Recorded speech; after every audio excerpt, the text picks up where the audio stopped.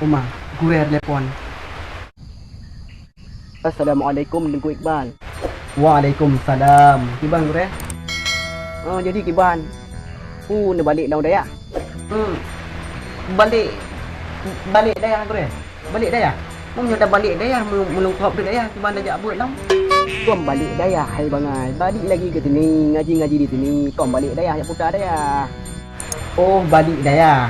Oh, balik gue mah. Kapan dah balik gue? InsyaAllah menyohana halangan tapi bak situ huruf Dayak dah balik. Bak situ raya. Bang, lebaran ke-10 kesini ya. Mama dah nungguin. Balik Dayak 2 roti. Kiban taja nyoba rumah calon mak tuan.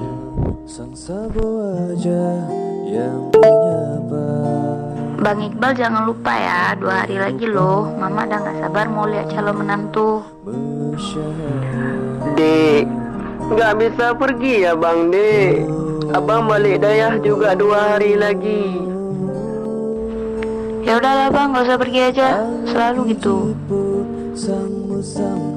Kaglah kalau gitu. Adik marah aja. Urus selesai abang juga nggak ada lagi kok. Ulun hadik buah hati dan sampai hati berkecewa dinda. Urus selasa ulun katanli kagejak intak lam kedih ubanda. Ulun pun sampai ba umi hadik. Kelam siap lam abang jak teka. Preh ulun kelas 8 hadik buah hati lumpuh belau padi jak lamar kata.